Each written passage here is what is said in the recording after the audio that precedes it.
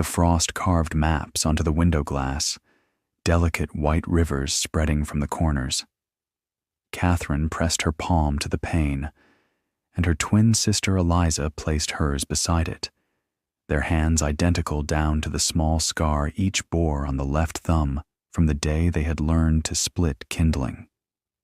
Outside, the January wind sang sharp across the flat reach of the Thornfield territory, a place so cold that spit froze before it struck the ground. They were 17, and they had been alone since the fever took their parents 3 months prior. The cabin they had grown up in still stood a mile east, but it belonged to the bank now, sold to cover debts they had not known existed. The town constable, a man named Harwick with kind eyes and an apologetic voice, had given them until spring to find lodging. It was a generosity that felt like a sentence.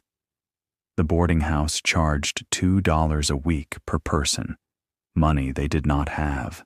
The church ladies' aid had offered to take them in separately, to different households where they might earn their keep as hired girls. Catherine and Eliza had thanked them and declined.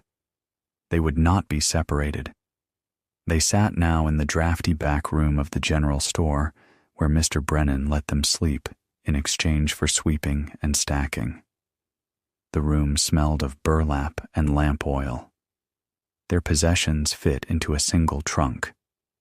Catherine had been sewing piecework for Mrs. Talbot, shirts at 5 cents each, and Eliza had been washing laundry for the hotel, but the combined income barely covered their meals. The cold was a physical weight. It pressed against the walls, seeped through the floorboards, settled into their bones. They wore every layer they owned to sleep. Then Mr. Brennan knocked on their door one morning in late January and told them an old trapper named Josiah Fletcher had frozen to death 2 nights prior on the road from his claim. The claim itself, a remote parcel out on the plains near Coldwater Ridge, was being posted for back taxes, $40. If no one claimed it within the week, it would revert to the territory. Mr. Brennan had looked at them with an expression they could not quite read. Concern, perhaps, or the careful neutrality of a man who did not want to influence a decision that might lead to disaster. The man had a structure out there, he said, some kind of barrel-roofed shed he had built from salvaged materials, probably from an old railroad project or mining camp. It was crude, but it had 4 walls and a door. That was more than they had. Fletcher had lived there for 3 seasons, trapping beaver and muskrat from the creek beds, selling pelts in town twice a year. He had been a solitary man, not unfriendly, but not given to conversation. He had frozen on the road coming back from town with supplies, caught in a sudden storm without shelter. They had found him 2 days later, already covered in snow. Catherine and Eliza looked at each other. They did not need words. $40 was everything they had managed to save, every cent from the sewing and the washing, coins wrapped in a handkerchief and hidden at the bottom of the trunk. It was also their only chance. The boarding house would take them through February, perhaps into March if they stretched their earnings. But then what? Separate households, separate lives, the slow dissolution of the only family they had left.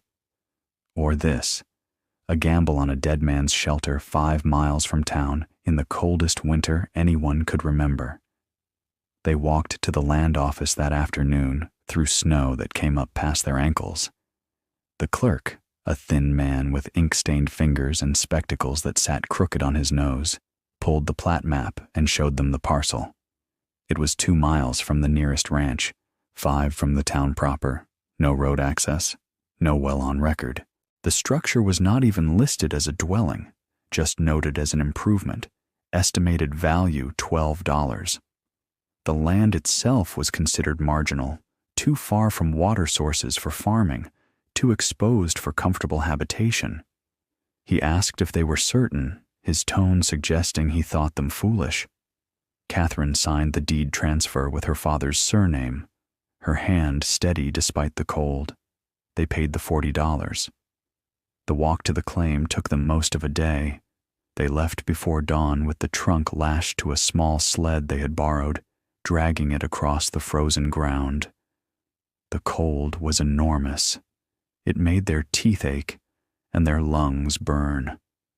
Eliza's breath frosted the wool scarf wrapped around her face, and Catherine's fingers went numb inside her gloves. They walked in silence, saving their energy, stopping only to rest when their legs shook with fatigue.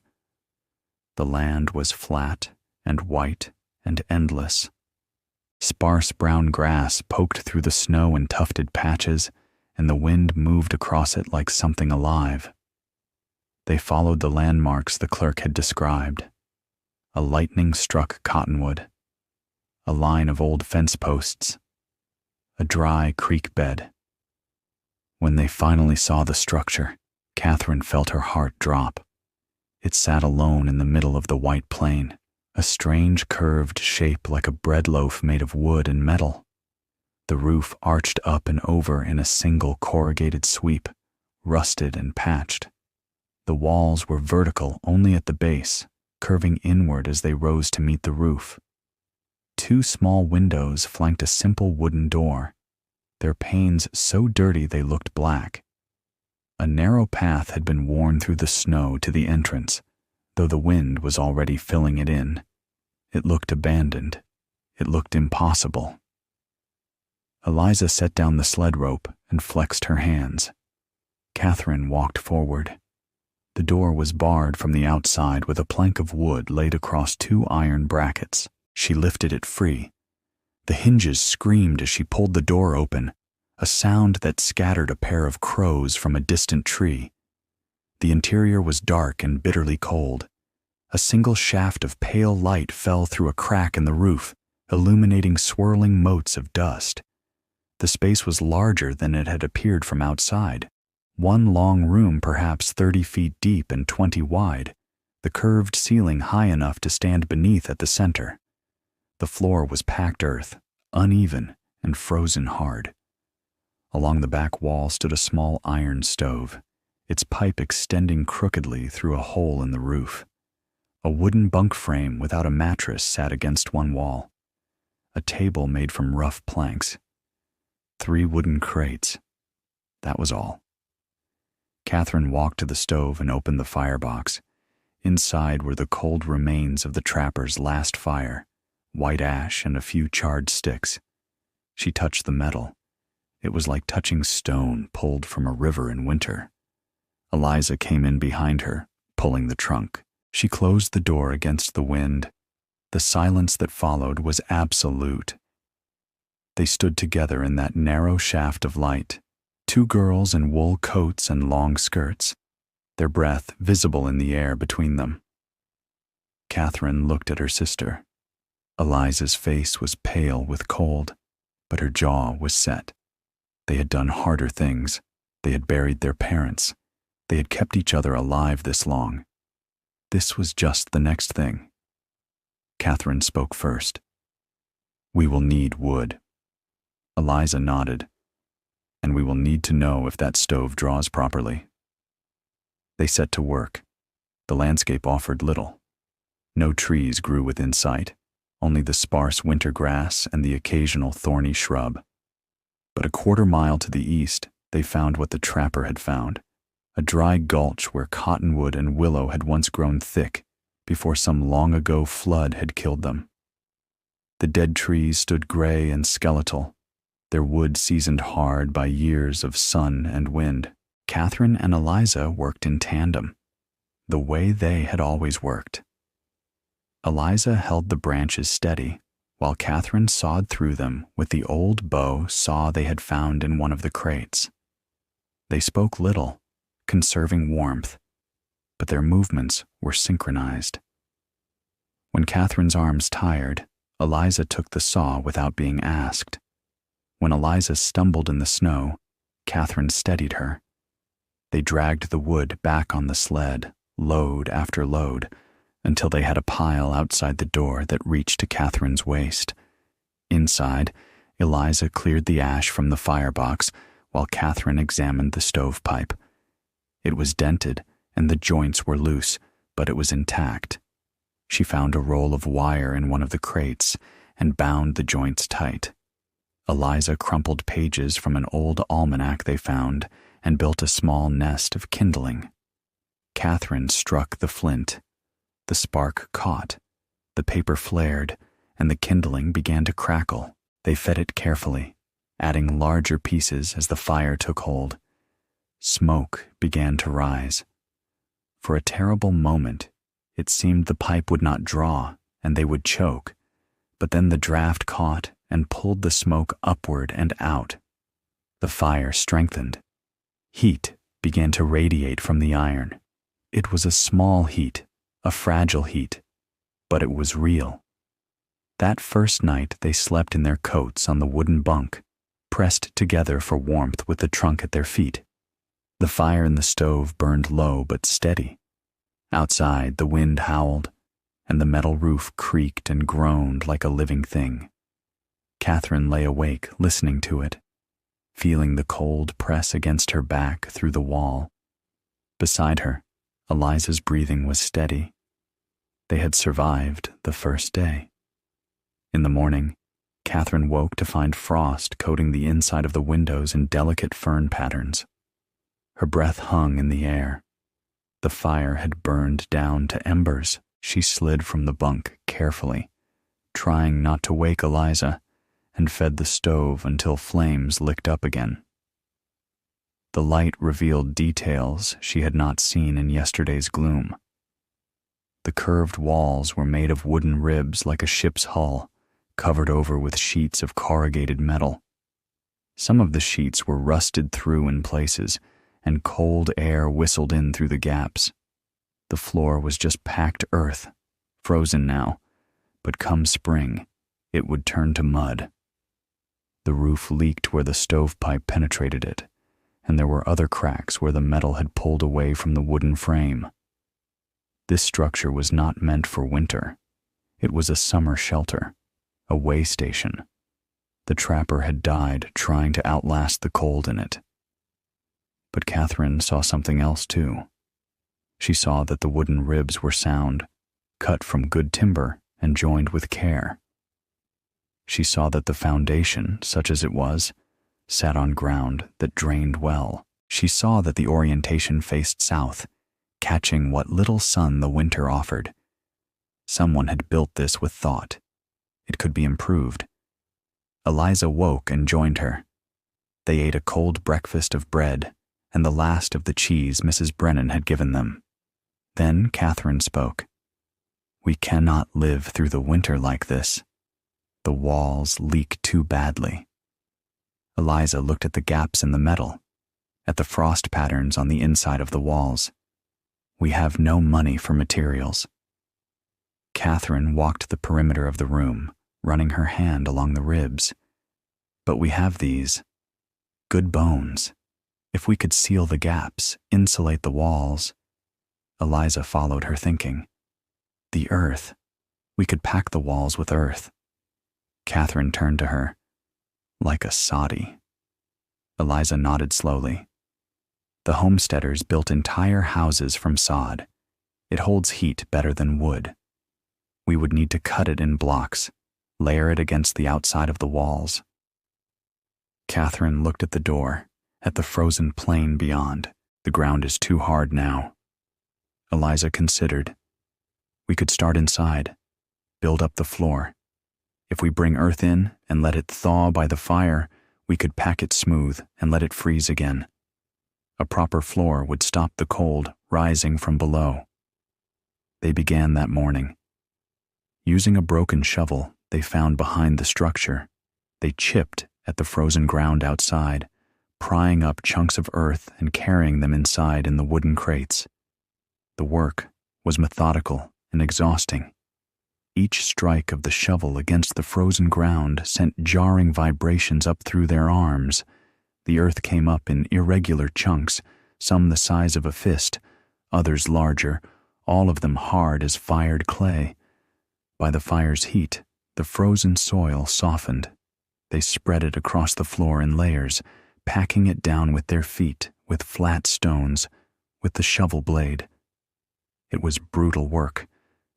Their hands blistered, and their backs ached. Catherine's palms split open where she gripped the shovel handle, and Eliza wrapped them with strips torn from an old shirt. They took turns at the heavy work, one digging while the other hauled and spread, switching when muscles began to shake with fatigue. The stove had to be kept burning hot to thaw the frozen earth, which meant constant attention to the fire, constant feeding of wood. But slowly, over days, the floor rose and leveled. They worked in layers, allowing each one to freeze solid before adding the next, building up a surface that was smooth and even. When the final layer was in place, they took the shovel blade and scraped it smooth, then sprinkled it with water from melted snow and let it freeze one last time. When it froze again in the night, it froze smooth and hard as stone, and the cold that had seeped up from below was sealed away. The difference was immediate.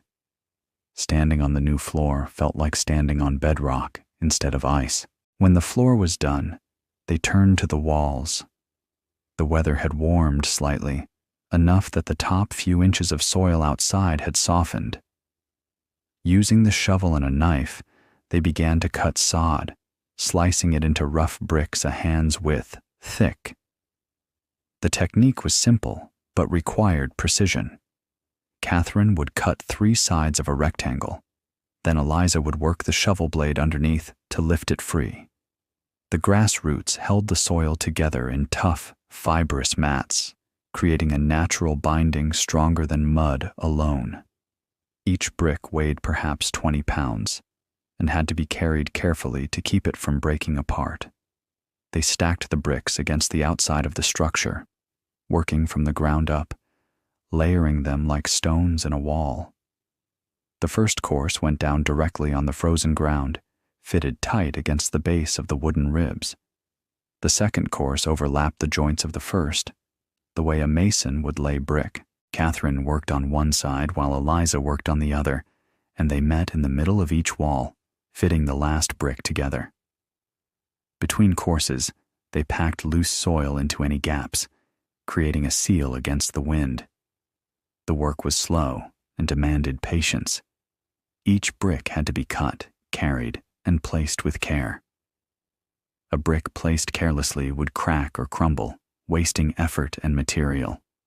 Their dresses grew heavy with mud. Their hands were raw and bleeding, the cuts from the shovel work reopening with each day's labor.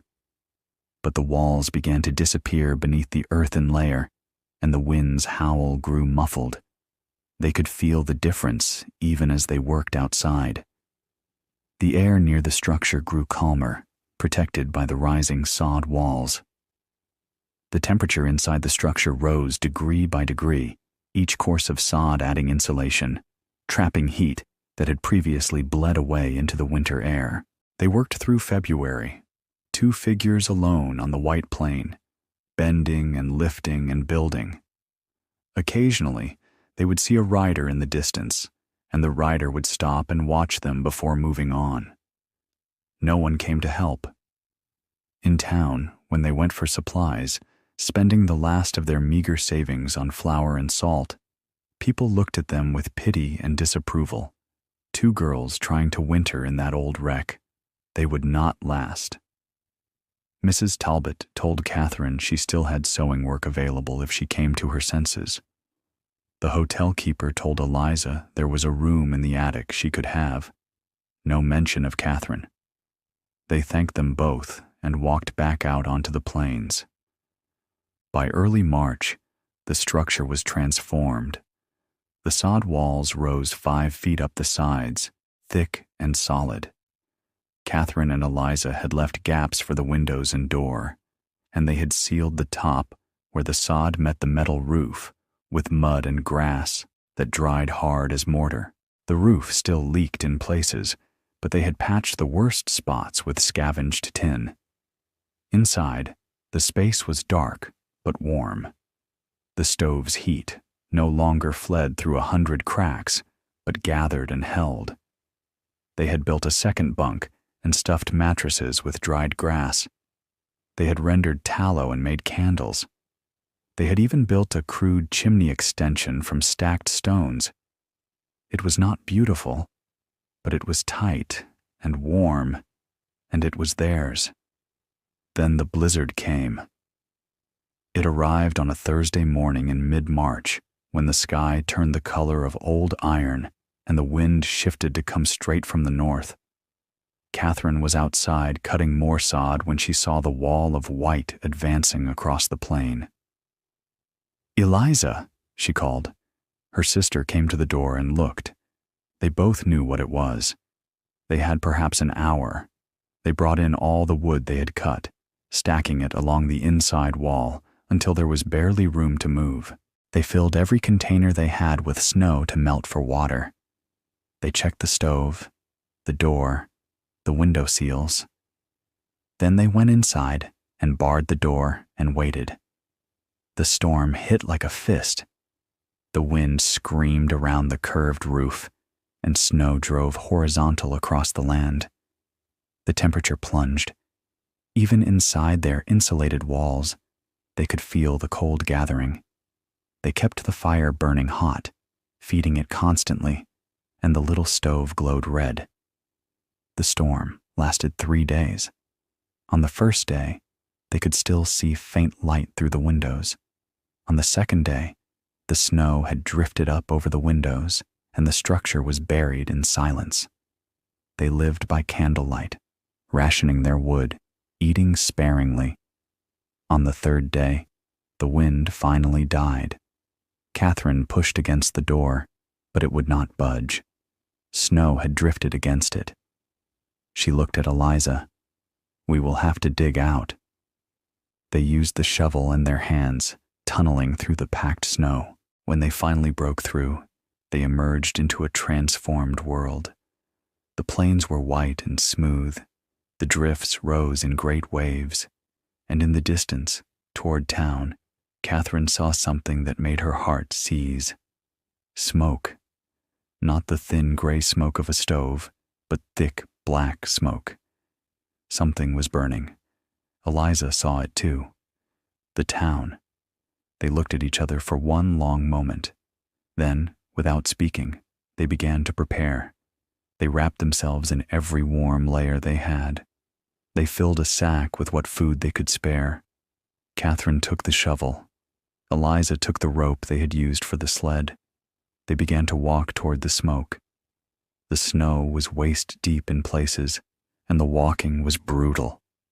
They broke trail in turns, one leading while the other followed in her tracks, switching when the leader's strength gave out. The distance that had taken them hours in clear weather took them the whole morning through the drifts. As they drew closer, they could see that it was not the town burning, but something on the outskirts. The smoke was coming from the direction of the church. When they finally reached the edge of town, they found chaos. The blizzard had collapsed the roof of the church, and the stove had tipped, setting the interior ablaze.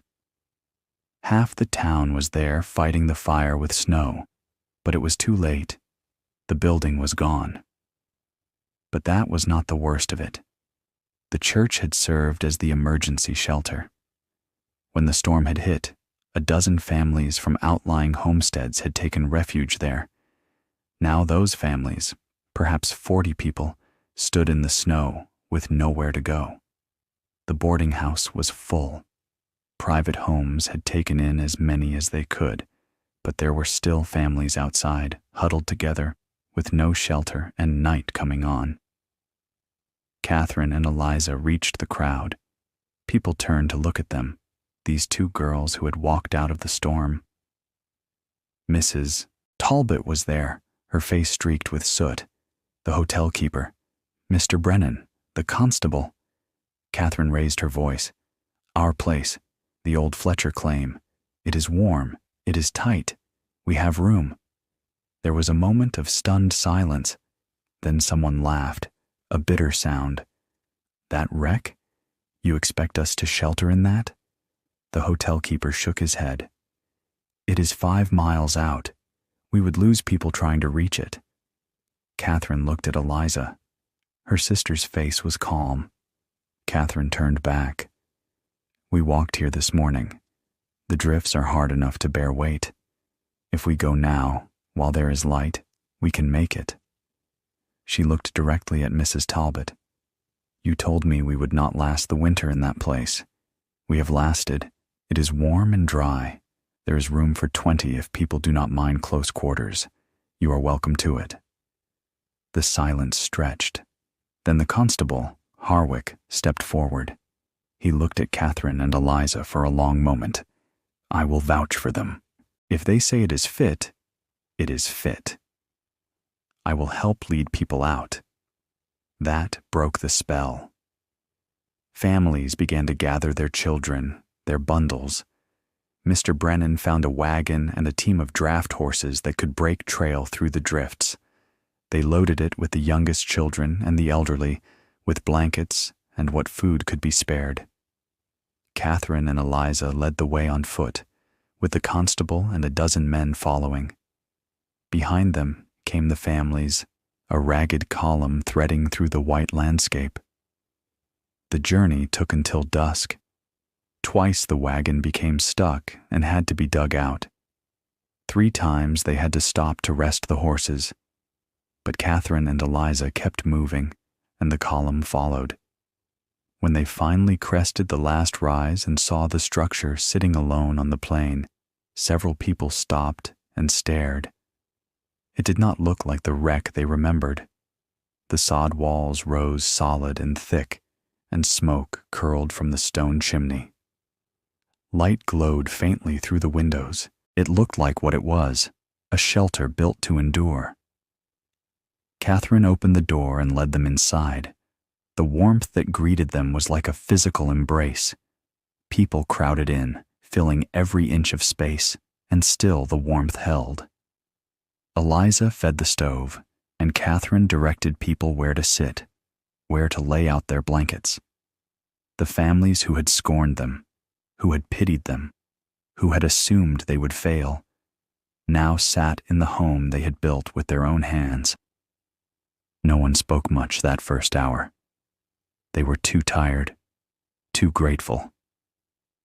But as the night deepened, and the children slept, and the adults sat shoulder to shoulder in the flickering light, Mrs. Talbot finally broke the silence. She looked at Catherine and Eliza, and her voice was quiet. "We were wrong about you." Catherine met her eyes. Eliza sat beside her, their shoulders touching. "You were not wrong. You saw 2 girls who had never built anything. You were right to doubt." Mrs. Talbot shook her head. "But you did it anyway." Eliza spoke then, her voice soft but clear. "We did not do it to prove anything. We did it because we had to. And now you are here because you have to be. That is how it works." The constable, Harwick, smiled faintly. "You sound like your father." He was a practical man. Catherine felt something tighten in her chest. She had not spoken of her father since the fever. He would have approved of this. Harwick nodded. He would have. The family stayed for 3 days while the men from town dug out the boarding house and made repairs to damaged homes. During those days, Catherine and Eliza fed them from their stores, managed the stove, kept the warmth steady. The children played in the small space, and the women helped cook, and the men took turns hauling wood. It was crowded and warm. When the families finally left, trekking back to town under clear skies, they left behind gifts: sacks of flour and cornmeal, a ham, a bolt of fabric, a set of good iron cooking pots. Mrs. Talbot left a quilt she had sewn herself. The hotel keeper left candles and bacon. Mr. Brennan left a keg of nails and a note that said, "For your next project." When the last wagon had disappeared over the rise, Catherine and Eliza stood together in the doorway of their home. The sun was setting, turning the snow to gold and rose. The wind had died to a whisper. The winter was not over, but its back was broken. Eliza looked at her sister. "Do you think we will stay here? After the thaw?" Catherine considered. "The town will have work now. We could go back." Eliza nodded slowly. "We could." They stood in silence, watching the light fade. Then Catherine spoke again. "But I think we will stay." Eliza smiled, a small, quiet smile. "I think so too." The structure stood behind them, squat and strange and solid. It was not a house in any traditional sense. It was a hybrid thing, part soddy, part shanty, part ingenuity, but it was warm and it was tight, and it was theirs, built by their own hands from earth and wood and will. In the spring, they would improve it further. They would dig a well. They would build a small barn for chickens. They would plant a garden in the soil that would thaw. The land would provide, as it always had, for those willing to work for it. But that was spring. For now, as the stars began to emerge in the darkening sky, Catherine and Eliza went back inside and closed the door against the cold. The fire in the stove burned steady and warm. They had built something from nothing, and in doing so, they had built themselves. The plains would remember them, two girls who had refused to break, who had turned scorn into shelter, who had chosen kindness when cruelty would have been easier. And in the end, that was the only legacy that mattered, the warmth they had shared when the world had turned cold.